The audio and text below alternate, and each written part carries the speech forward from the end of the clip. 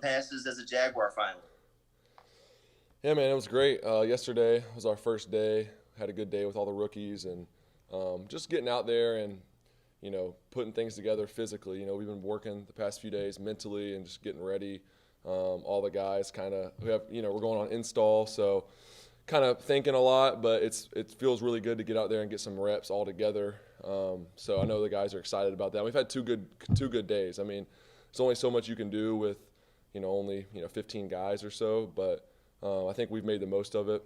Everyone has the right mentality, and it's been a very productive 2 days. I know for me, I feel like I'm in a way better spot than I was before that first practice. So I feel like I'm getting ready and just really excited, not only for tomorrow, but then to get all the vets in here and just to get to know them and get to work with them. And I know Coach Meyer kind of mentioned that you were working on getting the call in your helmet during these couple of days of minicamp. How are you getting used to that?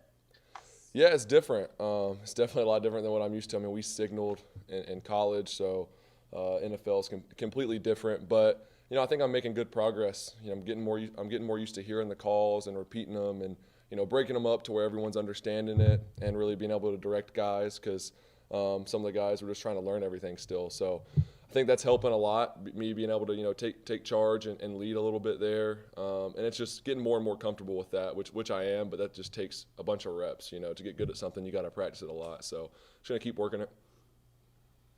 Thanks, Trevor. Thank you, Jamal. Thanks, Appreciate it, Jamal. man. We'll go to John Reed and then Mike DeRocco. How you doing, Trevor? What's been different for you, or has it been difficult to be on a pitch count?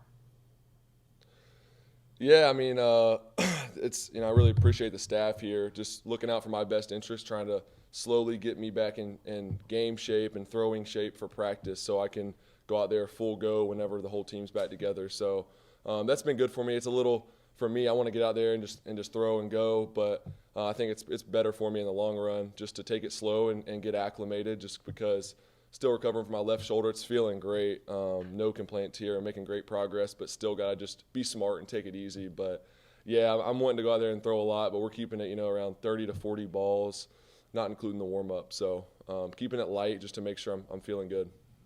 And just a quick follow. What is it like to see Travis out there lined up as an outside receiver? Yeah, it's different. It's awesome. I'm glad he's getting to work that and getting those reps right now. He's just a dynamic player. He can do a lot of different things, but that's something that he's not very used to. At Clemson, he was pretty much in the backfield all the time. He ran a lot of routes out of the backfield, but splitting out wide is something he hasn't done a lot. So it's cool seeing him out there working, learning something new, and just to see the improvements he makes every day is really cool. So excited for that. And then we got a bunch of good players out there that are flying around, and it's been fun to watch. Thank you, John. We'll go to D-Rock and then we'll go to Gene Fournette. Hey, Trevor, Urban was talking about it's not necessarily the pitch count that they're worried about. It's you jostling a shoulder or getting your arm banged or something. The left one, obviously. Is there anything that you do in your daily life where it still bothers you at all in any way? No, not at all. I'm still being careful when I'm lifting. I think that's probably the only limitation as of right now is just not putting too much weight on it. But as far as the repair, I mean, it's healed. I'm a little over 3 months out from surgery, so the repair's healed. It's doing great. Got full range of motion pretty much. Need to work on it a little bit, but I'm feeling great. So we're taking steps in the right direction for sure. Just trying to make sure I'm good come game one. They're obviously taking it slow with you. Do you think there'll become a point where you'll be a little bit more impatient and want to just kind of finally cut loose? I'm sorry, what was the question? I said they're taking it easy with you and being careful with you on this return and limiting what you're doing and stuff. Do you think there'll come a point where you're over that and you just want to get going and go full 100% and not have to worry about anything?